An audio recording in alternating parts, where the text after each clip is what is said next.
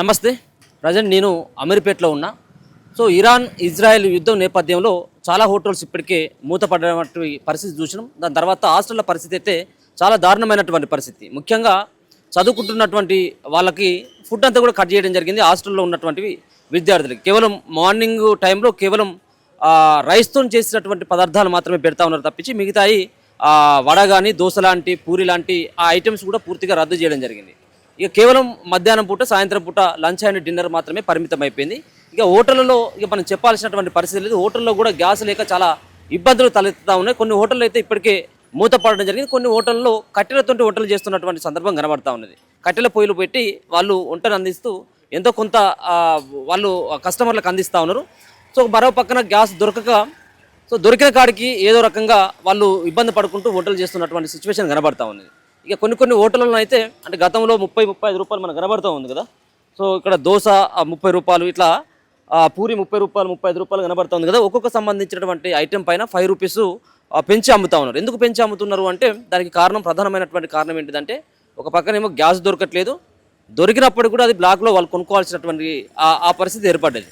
గతంలో commercial gas ఏదైతే ఉంటుందో అంటే హోటల్లో వాడేటువంటి కమర్షియల్ గ్యాస్ ఏదైతే ఉంటుందో ఆ కమర్షియల్ గ్యాస్ 1800 నుంచి 1900కు దొరికేదట ఒక గ్యాస్ సిలిండర్. సో ఇప్పుడు ఆ గ్యాస్ సిలిండర్ సైతం కూడా 1800కు 2000కు ఎవరు కూడా ఇచ్చేటువంటి స్థితిలో లేరు. వాళ్ళు గ్యాస్ కావాలనేది అంటే 4000 పెట్టుకొని కొనుక్కోవాలి, అది కూడా బ్లాక్లోనే.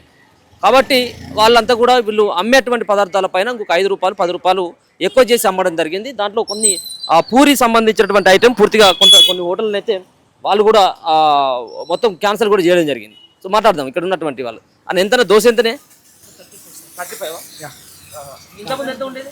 30 ఉండేది సార్. ఇంతకుముందు 30 ఉండేది. 30 ఉండేది. 35 చేశారా? 35 సార్. ఎందుకు రేటు పెంచారు? గ్యాస్ కొరత వల్ల పెంచాల్సి వచ్చింది సార్. అవునా, దొరుకుతుందా మరి బయట ఏమైనా గ్యాస్ కూడా? అంటే ప్రస్తుతానికి అయితే ఇబ్బంది ఉంటుంది. ఇబ్బంది అయితే ఉంది. అంటే గతంలో గ్యాస్ బుక్ చేసిన తర్వాత ఎన్ని రోజులకు వచ్చింది మీకు? బుక్ చేస్తే జస్ట్ నెక్స్ట్ డేనే మనకు వచ్చేది. వచ్చారు. ఇప్పుడు అట్లా లేదా? ఇప్పుడు అట్లా లేదు సార్. ఎట్లా వాళ్ళే వస్తున్నారు అంటే వాళ్ళే తీసుకొచ్చి ఇస్తున్నారా లేకపోతే మీరే బయటికి పోయి తెచ్చుకుంటున్నారా? మేము తెచ్చుకుంటున్నాం సార్. ఎంత ఉండేది గ్యాస్ ఇప్పుడు మీకు? 4000 సార్. ఫస్ట్ 4000. గతంలో ఎంత ఉండేది? 1800. పోయినసారి 1800, ఇప్పుడు 4000 అయింది సార్. 4000. యా. ఇప్పుడు ఏమన్నా ఐటమ్స్ ఏమన్నా మీరు కొన్ని క్యాన్సిల్ చేసినా లేకపోతే గతంలో మీరు ఏ ఐటమ్స్ అయితే పెట్టినో అవే ఉన్నాయా? క్యాన్సిల్ అయితే ఫస్ట్ బోండా వేసాను, సో అవి తీసేసాము. ఓన్లీ పూరి, ఇడ్లీ, వడ, దోశ, ఈ 4 ఐటమ్స్ అయితే ప్రస్తుతానికి కొంచెం. సో అది కూడా లేకపోతే ఇంకా వడ క్యాన్సిల్ చేసే అనుభవం ఉంది. ఏమనుకుంటున్నారు ఇటువంటి పరిస్థితికి ఏం కారణం అని చెప్పేసి అనుకుంటా ఉన్నారు మీరు? ఇంకా ఇటువంటి పరిస్థితి కొనసాగితే మీలాంటి హోటల్లో నడిపేటువంటి వాళ్ళ పరిస్థితి ఏ విధంగా ఉంటుంది? బంద్ చేయడమే కదా సార్, ఇంకా ఆప్షన్ అది ఒకటే ఉంది. ఇంకా కట్టెలపై అయితే అది కష్టం, దానివల్ల చాలా ఇబ్బంది అయిపోతుంది. మీరు ఇదైపోయి దానివల్ల అంత ఇదైపోతుంది కాబట్టి హోటల్ బంద్ చేసుకోవడం ఒక ఇదే అంతా, ఇంకా అదొక్కటే ఆప్షన్ అన్నమాట. దీని మీద ఆధారపడుతున్నటువంటి కుటుంబం కదా, ఒకవేళ కనుక ఇట్లానే ఇంకా కొన్ని రోజుల పాటు ఇట్లానే ఉన్నట్టు అయితే ఏంది మరి మీరు? ఎందుకంటే ఇదే కదా నమ్ముకొని ఉంది మీరంతా. ఏం చేస్తారు, దాని మీద రోడ్డు మీద పడిపోవడం తప్ప మనకు ఆప్షన్ కూడా లేదు కదా, అదొక్కటే. దీని మీద పడిపోవడం ఏం చేయలేము మనం. ఇంకా ఏదో జాబ్ చేసుకోవడం తప్ప ఇదేం ఆధారం లేదు. సో ఇంకా సిలిండర్ లేకపోతే అదే కష్టం, తప్పదు. ఏమనుకుంటున్నారు మరి ఈ పరిస్థితికి ఏం కారణం అనుకుంటున్నారు? కారణం అంటే ఇంకా యుద్ధాలు జరగడం మనం అనుకే కదా సార్, దానివల్ల మనకి ఇబ్బంది జరిగింది. కానీ అదే అని నేను అనుకుంటున్నాను. అంతే, దానివల్ల ఆ పరిణామం వల్ల మనకి ఇబ్బంది అయింది. రోజుకి ఎన్ని వాడతారు మీరు ఇట్లాంటి కమర్షియల్ గ్యాస్ సిలిండర్లు? గతంలో ఎన్ని వాడేది, ఇప్పుడు ఎన్ని వాడతారు? ఎన్ని రోజులు వస్తుంది ఒక సిలిండర్? సిలిండర్ వచ్చేసి 1.5 డే వస్తుంది. 1.5 డే వస్తుంది ఎగ్జాక్ట్గా. సో అది నార్మల్ ఈ టైంలో అయితే ఇంకా సిచ్యువేషన్ అంతే సేమ్ వస్తుంది, కానీ మనకు దొరకట్లేదు సిలిండర్. ఒక్కోసారి బంద్ చేస్తున్నాము, ఒకసారి దొరికితే ఇచ్చినాం అంతే. మొన్న బంద్ ఉంది, మొన్న ఒకరోజు బంద్ చేసాం గ్యాస్ దొరక్క. మన యాక్చువల్లీ 2 ఉన్నాయి సార్, ఇక్కడ ఒకటే అక్కడ ఆస్టర్ ప్రైమ్ దగ్గర ఒకటి ఉంది, అక్కడ బంద్ చేసాం పూర్తిగా గ్యాస్ దొరక్క. యా.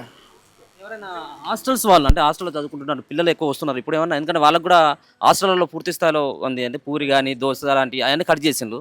వాళ్ళు ఏమైనా గిరాకీ ఏమైనా పెరిగిందా? పర్లేదు సార్, వాళ్ళ వల్ల కొంచెం పర్లేదు. ఓకే, గిరాకీ పెరిగింది. కానీ మనకి ఒకసారి బంద్ చేస్తున్నాం కాబట్టి కొంచెం ఎఫెక్ట్ అవుతుంది. 3 నెలల సంది జరుగుతుంది ఏది రాని రాజు అనేది. మనం అడ్వాన్స్ ఉండేది ఈ tank state central 2 fail. State central రెండు ఫెయిల్. పెట్రోల్ కూడా ఇంకా 33 డేస్ వరకే ఉందంట. ఓన్లీ 33 డేస్ వరకే పెట్రోల్, దాని తర్వాత పెట్రోల్ కూడా స్టార్ట్ అయ్యేది. అందు గురించి నేను చెప్పేది ఇది నాట్ ఓన్లీ గ్యాస్, పెట్రోల్కి ప్రతి ఒక్కటి ఎఫెక్ట్ అవుతుందని మనకు ముందు తెలిసిపోయింది కాబట్టి మనం అడ్వాన్స్ ఉండేది. ఇప్పుడు ఎంత ప్రాబ్లం అవుతుందంటే చిన్న చిన్న బిజినెస్ కాల్ నుంచి పెద్ద బిజినెస్ వరకు టోటల్ మొత్తం ఎకనామిక్ మీద ఎఫెక్ట్ ఇస్తుంది త్రూ అవుట్ స్టేట్ సెంట్రల్. మన బెంగళూరులో అయితే ఒక 15 రోజుల ముందు నుంచే బంద్ అయిపోయినాయి హోటల్స్ అన్నీ. ఇక్కడ కంటిన్యూ ఈ రోజు నుంచి 10 డేస్ లోపల మొత్తం బంద్ అవుతాయి హైదరాబాద్లో చూసుకోండి. టోటల్ అంటే ఇంకా 70-75 రోజుల పాటు మన దగ్గర ఉంది, నిల్వ ఉంది. స్టార్టింగ్ ఉండేది, ఇప్పుడు 33 డేస్ వరకే పెట్రోల్ ఉంది, డీజిల్ ఉంది, డీజిల్ కూడా సేమ్ గ్యాస్ అంటూ. ఇప్పుడు చూడండి ఒక సిలిండర్ 1500కు డొమెస్టిక్ పోతుంది, 1500కు డొమెస్టిక్ పోతుంది. ఇక కమర్షియల్ అయితే దొరకట్లేదు, అయినా కూడా దొరకలేదు. ఇట్లాంటి బిజినెస్ వాళ్ళకి ఏం పరిస్థితి చూడండి. ఇది మీరు లైవ్ మీరే చూస్తున్నారు కదా, లైవ్ చూస్తున్నారు. ఇటు నుంచి ఇటు చూడండి లైన్గా సగం హోటల్స్ బంద్ అయిపోయినాయి, రోడ్డు మీదకి వచ్చే పరిస్థితి. దీనికి కారణం స్టేట్ సెంట్రల్ రెండు గవర్నమెంట్లే ఫెయిల్యూర్. అంటే ఎందుకు అని ఒక పక్క యుద్ధం అక్కడ ఇరాన్ అండ్ ఇజ్రాయెల్ కదా, మనం ఏం చేయాలి అప్పటి నుంచి? ఇది ఇప్పుడు నిన్న స్టార్ట్ అయింది కాదు కదా, 3 months బిఫోర్ స్టార్ట్ అయింది. దాని నుంచి మనం ప్లాన్ చేసుకొని వేరే రూట్, ఇప్పుడు తర్వాత వేరే స్టేట్కి వెళ్ళి కొంటున్నామంటారు, కంట్రీ నుంచి కొంటున్నామంటారు. అదేదో ముందే చేసుకుంటే ఈ పరిస్థితి వచ్చేది కాదు మనకు. యుద్ధం ఇంకొక వారం 10 రోజులలో ముగియకపోతే మాత్రం ఖచ్చితంగా కూడా భారత్ పైన మిగతా సంబంధించినటువంటి ప్రపంచంలో ఉన్నటువంటి చాలా దేశాలపైన ఈ విధమైనటువంటి ప్రభావం అయితే చూపేటువంటి అవకాశం అయితే కనబడతా ఉంది. ఇప్పుడు కేవలం ఒక్కొక్క సంబంధించినటువంటి టిఫిన్ పైన 5 రూపాయల నుంచి 10 రూపాయలు పెంచేసిండ్రు. గ్యాస్ సిలిండర్ పైన కూడా అది కూడా బ్లాక్లో గ్యాస్ సిలిండర్ కూడా అది ఇష్టం వచ్చినట్టుగా దొరకట్లేదు, బుక్ చేసుకుంటే దొరకట్లేదు. కావాలని చెప్పేసి అక్కడ గ్యాస్ స్టేషన్ దగ్గర ఉండి ఒక రోజు వెయిట్ చేస్తే అది కూడా బ్లాక్లో 18,000, గతంలో 1,800 ఉంటే ఇప్పుడు 4,000 నుంచి 4,500 రూపాయలకు ఒక గ్యాస్ సిలిండర్. సో అది పెరిగినటువంటి నేపథ్యంలో ఇప్పుడు ఉన్నటువంటి ఈ ఐటమ్స్ పైన కూడా హోటల్ యాజమాన్యాలు వాళ్ళు కూడా రేట్లు కూడా పెంచడం జరిగింది. సో ఇది అంతా కూడా కనబడుతుంది కదా. సో ఇక్కడ టిఫిన్ అంటే ప్రతిరోజు కూడా టిఫిన్ సెంటర్ దగ్గర ఇటువంటి వాతావరణం ఉంటుంది. కానీ ఇప్పుడు ఇంకా ఇది అధికమైపోయింది. ఎందుకు అధికం కావడానికి కారణం ఏంటిది అంటే ఇక్కడ ముఖ్యంగా హాస్టల్స్లలో వాళ్ళు పెట్టట్లేదు కాబట్టి వీళ్ళు బయటకు వచ్చి వాళ్ళు డబ్బులు ఇచ్చి తింటున్నటువంటి సిచ్యువేషన్ కనబడతా ఉన్నది. ఇక మనం ఐటీ కంపెనీల దగ్గరనైతే వాళ్ళు అప్పటికే అక్కడ ఉన్నటువంటి చాలా హోటల్స్ సైతం కూడా అవి కూడా చాలా మూతపడడం జరిగింది. ఇక రోడ్డు పైన పెట్టేటువంటి చిన్న చిన్న బండ్లు అయితే ఇక చెప్పడానికి వీల్లేదు. వాళ్ళు కూడా మొత్తానికి ఆ బిజినెస్ను క్లోజ్ చేసుకొని అక్కడి నుంచి వెళ్ళిపోయారు. అంటే మళ్ళీ గ్యాస్ ధరలు ఏమైనా తిరిగి మళ్ళీ గతంలో ఉన్నటువంటి మాదిరిగానే గ్యాస్ సిలిండర్ల ధర తగ్గితే మాత్రమే వాళ్ళు ఓపెన్ చేసేటువంటి పరిస్థితి ఉంటుంది. లేకపోయినట్లయితే వాళ్ళ బతుకు కూడా రోడ్డున పడేటువంటి పరిస్థితే ఉంటుంది. కేవలం ఎందుకంటే హాస్టల్స్గా నడవాలన్నా ముఖ్యంగా మనిషి జీవితం మనుగడ సాధించాలన్నప్పుడు కూడా ముందుగా ఫుడ్ అనేది తప్పకుండా కావాల్సింది. మరి ఆ ఫుడ్ను మేకింగ్ చేసుకున్నటువంటి ఏదైతే గ్యాస్ లేకపోయినట్టయితే చాలా కష్టమే. చాలా కొన్ని సంబంధించినటువంటి ఎలక్ట్రికల్ సంబంధించినటువంటి వాటిపైన కూడా కొంత మేకింగ్ చేసుకోవచ్చు. కానీ పెద్ద పెద్ద హోటళ్ళు కానీ హాస్టల్లో కానీ అటువంటి ఏవైతే కుక్కర్లు కావచ్చు, మిగతా ఉన్నటువంటి స్టవ్స్ కావచ్చు, ఎలక్ట్రికల్ స్టవ్స్ కావచ్చు, ఇటువంటి వాటిపైన పెద్దగా ఇంట్లో వరకు నడుస్తుంది. కానీ ఇక మిగతాదైతే నడిచేటువంటి స్థితిలో ఉండదు.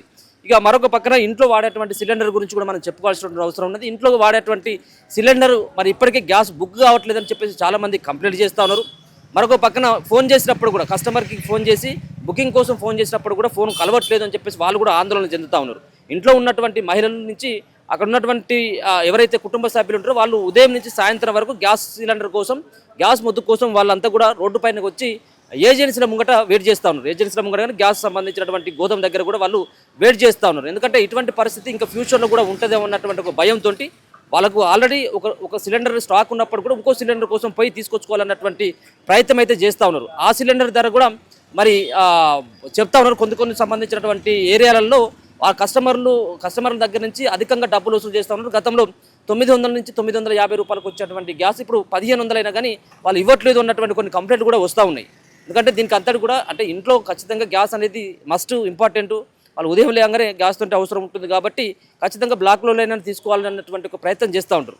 సో అదే కోణంలో ఇప్పుడు పెరుగుతూ ఉన్నటువంటి గ్యాస్ రేట్ కావచ్చు, మరొక పక్కన బయట నుంచి రావాల్సినటువంటి ముడి చమురు కావచ్చు రాకపోవడంతో ఇదంతా కూడా పెద్ద ఎత్తున తీవ్రమైనటువంటి ప్రభావం భారత్ పైన పడ్డది. ఇప్పటికే ముంబై కావచ్చు, చెన్నై కావచ్చు, బెంగళూరు లాంటి చాలా సంబంధించినటువంటి ప్రాంతాల్లో ఇప్పటికే హోటల్స్ ఆల్రెడీ క్లోజ్ కావడం జరిగింది. హాస్టల్లో ఉన్నటువంటి విద్యార్థులు ఎవరైతే ఉన్నారో వాళ్ళని అంటే హాస్టల్స్ క్లోజ్ చేస్తున్నామని చెప్పేసి వాళ్ళు కూడా ప్రకటించడం జరిగింది. దాని తర్వాత ఐటీ కంపెనీలు సైతం కూడా వర్క్ ఫ్రమ్ హోమ్ కూడా ఇవ్వడం జరిగింది. సో ఇదే పరిస్థితి కనుక ఇంకొక వారం 10 రోజుల పాటు ఉన్నట్టయితే కొంత జనజీవనం అంతా కూడా అస్తవ్యస్తం అయ్యేటువంటి అవకాశం అయితే స్పష్టంగా కనబడతా ఉన్నది. సో ఒకసారి చూసుకోవచ్చు, వెనకాల కూడా మనకు కనబడతా ఉన్నటువంటి విజువల్స్ కావచ్చు, చాలా సంబంధించినటువంటి హోటల్స్ మూతపడడం జరిగింది.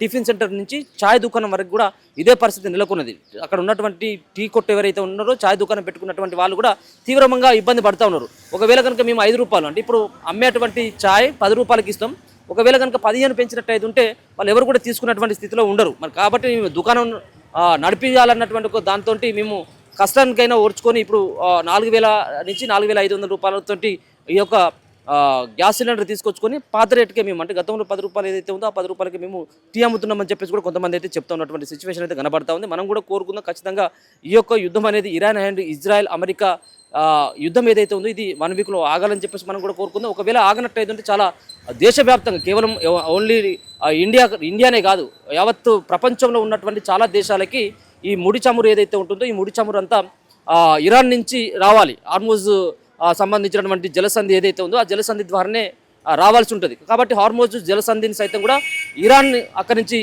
మొత్తం క్లోజ్ చేయడం జరిగింది. కాబట్టి అక్కడి నుంచి వచ్చేటువంటి నౌకలకు ప్రమాదం ఉన్నది. ఒకవేళ కనుక అక్కడి నుంచి ముడి చమురు ఏమైనా సప్లై చేసినట్టయితే ఖచ్చితంగా వాటిని పేల్చేస్తామని చెప్పేసి కూడా ఇరాన్ ఇప్పటికే హెచ్చరించింది. కాబట్టి మొత్తం అంతా కూడా హార్మోజ్ జలసంధి అంతా కూడా క్లోజ్ కావడం జరిగింది. చూద్దాం మరి ఈ విధమైనటువంటి పరిస్థితి ఇంకెన్ని రోజుల పాటు ఉంటుంది, ఇంకెంతకాలం ఉంటుంది అనేది కూడా మనం చూడాలి.